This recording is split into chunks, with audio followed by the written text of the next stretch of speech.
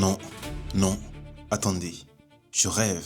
L'iPhone Fold, le premier pliant de l'histoire d'Apple est là et il arrive en 2026. Apple vient de confirmer quelque chose qu'on attendait depuis 9 ans. Dans cette vidéo, je vous donne absolument tout. Le design, le prix réel, la date de sortie, ce qu'il a de mieux que le Samsung Galaxy Z Fold et surtout la vraie question, est-ce que ça vaut vraiment 2000 €? Pour comprendre pourquoi l'iPhone Fold est aussi important, il faut remonter en 2017. C'est l'année où les premières rumeurs apparaissent. Apple travaille en secret sur un iPhone pliant. Mais les ingénieurs ont un problème. La pliure, ce petit creux disgracieux visible au milieu de l'écran. Samsung, Huawei, Google, ils ont tous ce défaut et Apple ne voulait pas sortir quelque chose d'imparfait. Pendant 9 ans, Apple a regardé ses concurrents se planter, s'améliorer, se planter encore. Et pendant ce temps, ils perfectionnaient leur propre vision. Résultat, l'iPhone Fold 2026 aurait une pliure de moins de 0,15 mm. Écoutez bien, moins de 0,15 mm.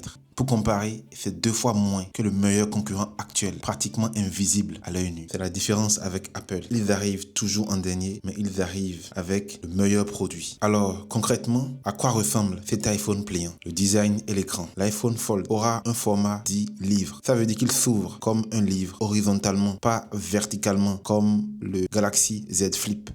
Composition. L'écran interne est de 7,6 à 7,8 pouces quand il est ouvert. C'est quasiment la taille d'un iPad mini. Et l'écran externe est de 5,5 pouces quand il est fermé, soit la taille d'un iPhone SE. Et la grande nouvelle, grâce au DAL Samsung Display, la pliure sera pratiquement invisible, moins de 0,15 mm. Apple a résolu le problème que personne n'avait réussi à régler jusqu'à présent. Mais attention, attendons le test. Question finition. Selon les rumeurs, l'iPhone Fold aura une charnière en métal liquide, une technologie exclusive Apple pour garantir la durabilité. Plusieurs milliers d'ouvertures et fermetures sans dégradation. Ça aussi à tester. Les coloris. Les différents coloris évoqués sont le gris sidéral, le titane naturel et peut-être un blanc nacré. Apple restera dans cette teinte classique, pas de folie ici. La dynamique Island, elle sera présente, mais plus discrète. Certains Lakers parlent même d'un retour du Touch ID intégré dans le bouton latéral pour remplacer Face ID, plus compliqué à faire fonctionner sur un écran pliant. Globalement, Apple aurait choisi un design qui ressemble à 2 iPhones attachés ensemble plutôt qu'un écran qui se plie en 2. C'est une version unique sur le marché. Qu'est-ce que ce Fold nous présente sous le capot? Parlons technique. Et là, accrochez-vous. La puce A20 Pro, la même que sur les iPhone 18 Pro, gravée en 2 nanomètres chez TSMC. C'est la puce la plus rapide jamais mise sur un iPhone. La RAM, 12 Go de RAM directement empilée sur la puce. Une première pour Apple. Cela veut dire 0 latence entre les applications. Le stockage, 256 Go à 1 Teraoctet. La batterie, elle est de 5500 mAh.